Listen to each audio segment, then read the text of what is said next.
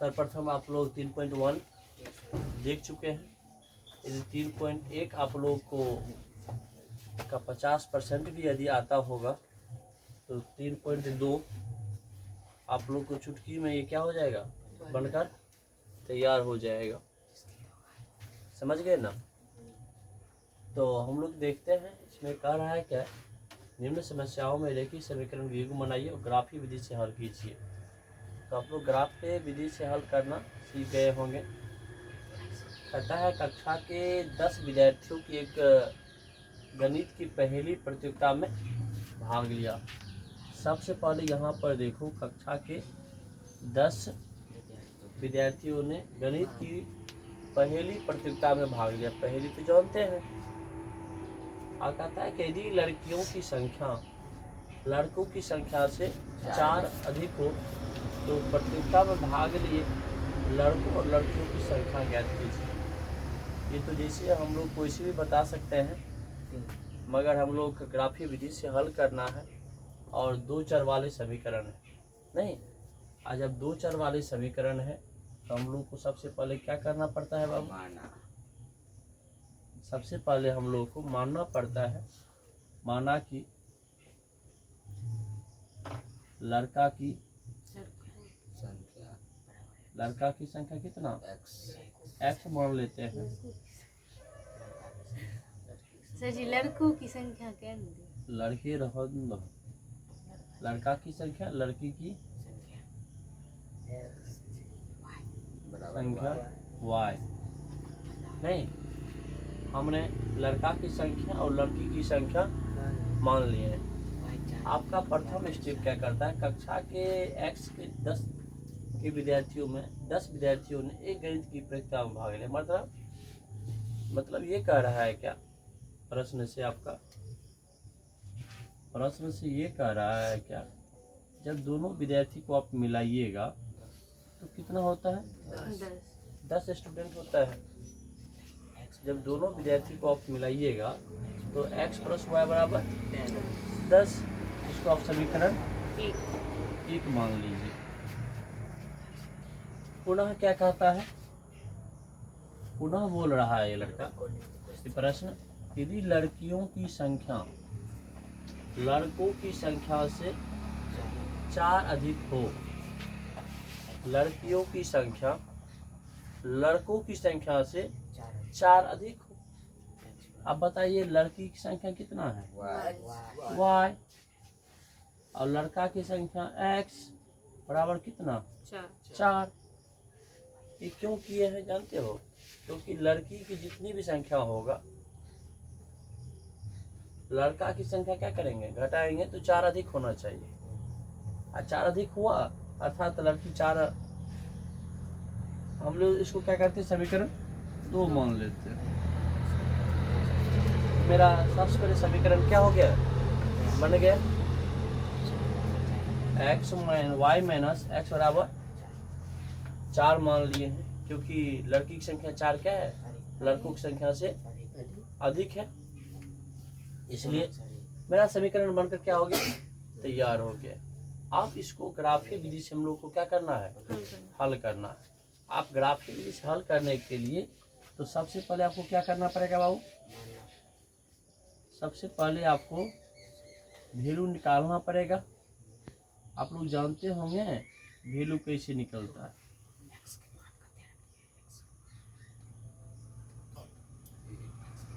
x y हमने 3.1 में 2 value निकालना सीखे थे। इस बार 3 निकालना देखेंगे, इस बार 4 देखेंगे, 5 देखेंगे। जितना निकालना चाहोगे उतना आप निकाल सकते हैं। x और y, यदि x का वैल्यू कितना मान लेते हैं, 2। यदि x का वैल्यू 2 तो y का वैल्यू कितना, 5। 4 कैसे, 8 कितना। यदि x का वैल्यू 3 मानते हैं तो y का वैल्यू 7। यदि 4 मानते हैं तो 6। मानते जाओ, निकलते जाओ।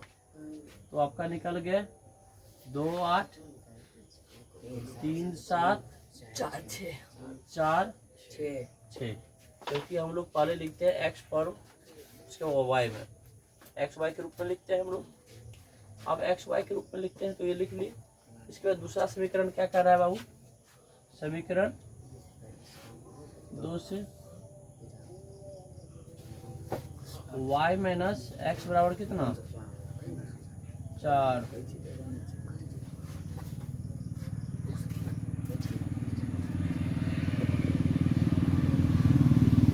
एक्स और y, यदि हम x का वैल्यू कितना डाल दें? 2, तो x का वैल्यू 2 देंगे तो -2 हो जाएगा ना।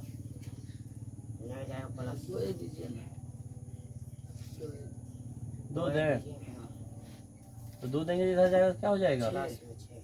6 हो जाएगा। अब 3 देंगे तो 7, 4 देंगे तो 8, ये होगा ना, क्योंकि 3 दिए 2 देंगे -2 डालेंगे तो +2, 4 2 6, 3 देंगे तो 4 3 7, 4 देंगे 4 4 8। तो आपका यहाँ पर निकल गया 2, 6, 3, 7, 4, 8। अब हम लोग को क्या करना है? ग्राफिक विधि से हल करना। आप लोग कॉपी बनाएंगे तो शुद्ध बन जाएगा। बोर्ड पर शुद्ध बनने में क्या होता है, थोड़ा तकलीफ होता है।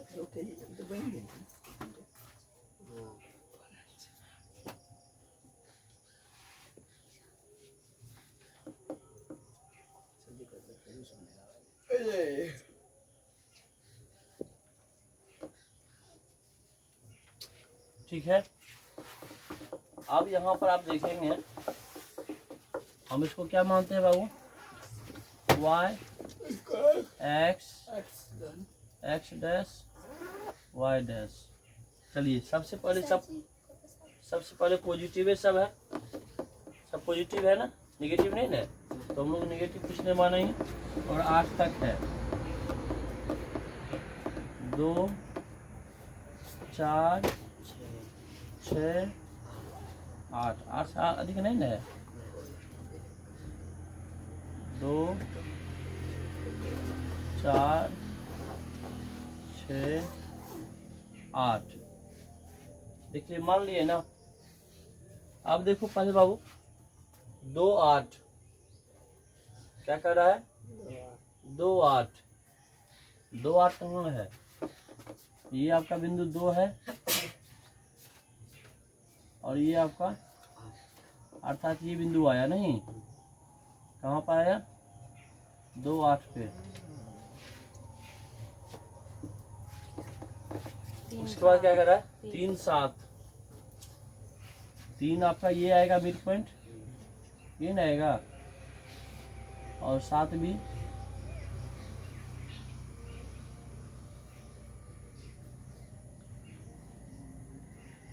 ये बिंदु लगभग 3 7 4 6, 4 x का मान कितना?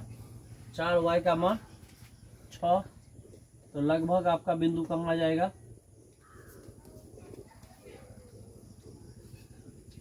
ये आपका हो गया 4 6। आप लोग ग्राफ बनाएंगे तो अच्छा बनेगा। तीनों मिल गया ना? हाँ आप लोग फीट, हम लोग के पास फीट है नहीं, है। लाइए है तो तुम लोग प्रकार फीट में बनाओगे तो अच्छा बनेगा, क्योंकि मेरा बोर्ड बहुत अच्छा है इसलिए।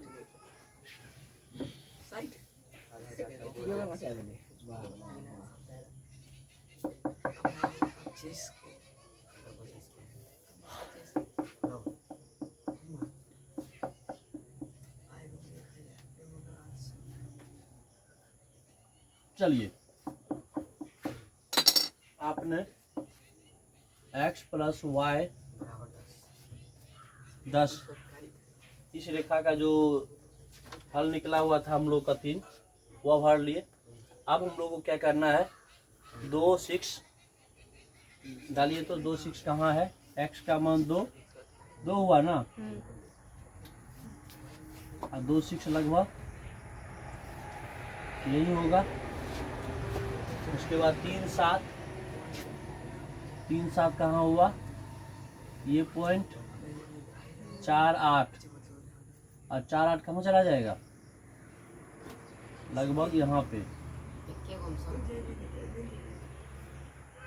लगभग यहाँ पे आ गया ना। हाँ। अब यहाँ पर आप क्या कीजिए, कुछ मत कीजिए, फीट बैठाइएगा।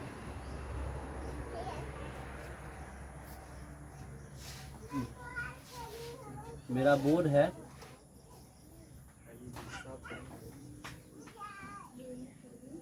उसे हाथ से अच्छा होगा। देखिए इसको x minus y minus x बराबर कितना 4। अब देखो कटान बिंदु कहाँ पर है, 3 और 7। कटान बिंदु कहाँ पर है, 3 7 पर है ना जी। Yes sir. Yes sir. तो आपका यही इक्वेशन हुआ, 3 और 7। x 3 है, लड़की की संख्या कितनी हो गई इसमें, लड़की की संख्या 7 है। लड़की पहले से भी लड़का लिखिए।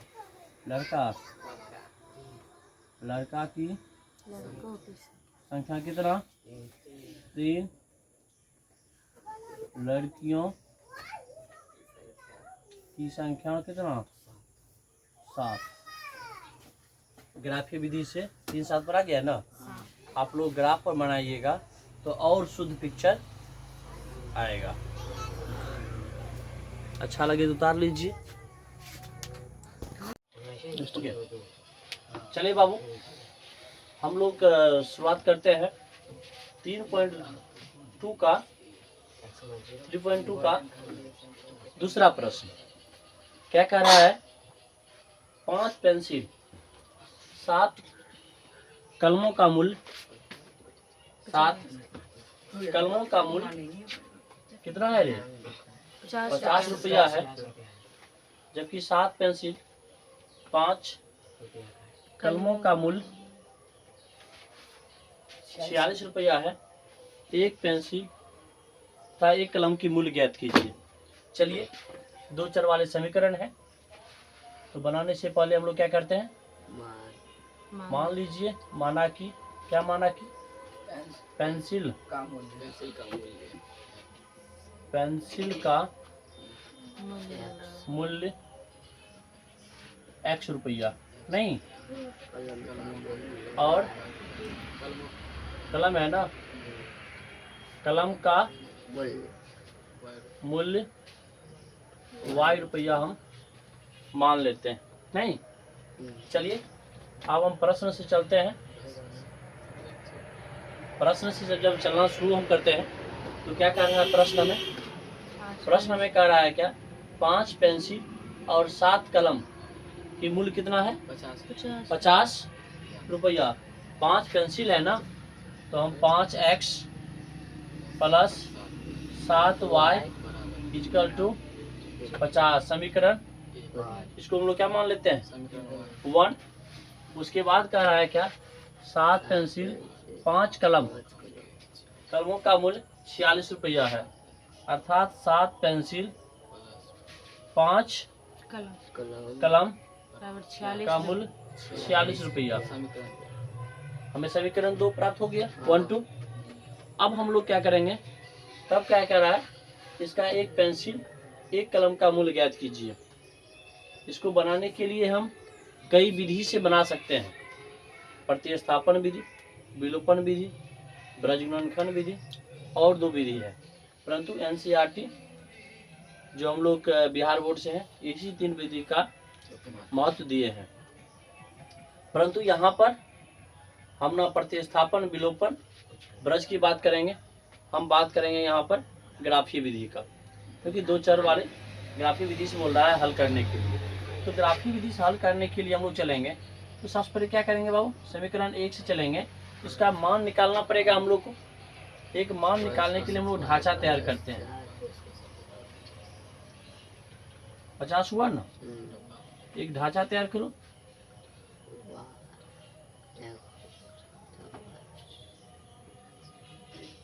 हो गया। अब ढांचा तैयार कीजिए। अब थोड़ा हम लोग यहाँ पर दिमाग खर्च करेंगे तो समीकरण करने की जरूरत नहीं पड़ेगा।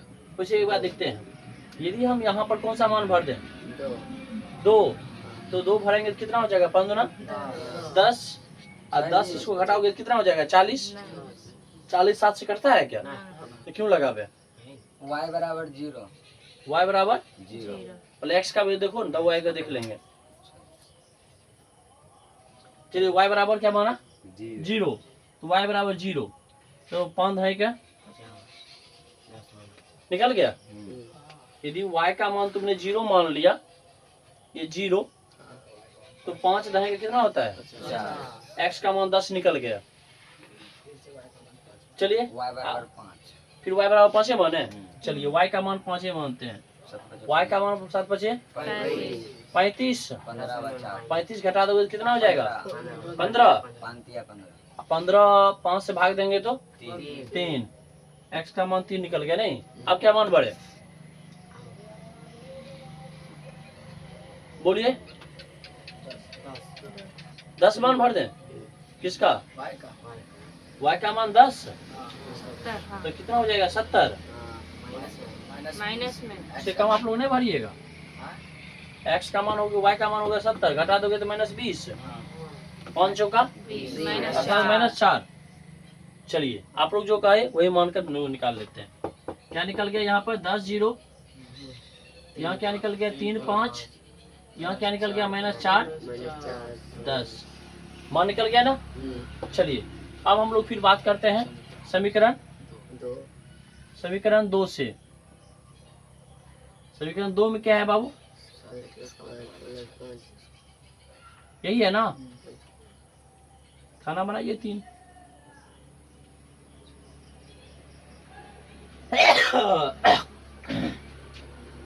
अब यहाँ पर देखिए बाबू, x और y, बोलिए क्या मान माने। यहाँ पर कौन सा मान दे दें, 5। नहीं जल्दी बोलिए,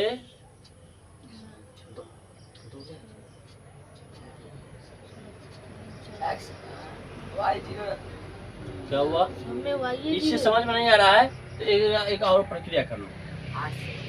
x बराबर 46 माइनस 5y बराबर 7।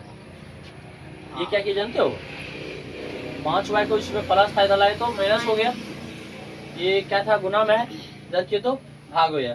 अब y का मान मानते चलो और काम करते चलो। y का मान 1 मान ले तो 5, 41 बटा 7 नहीं कटा, 2 मान ले, 8 मान ले। y का मान यहाँ पर x का मान कितना मान ले, 8, तो कितना हो जाएगा, 56। चलिए ये भी हो जाएगा। यदि हम x का मान कितना मान लेते हैं, 8, तो 8 से तो कितना हो गया, 56।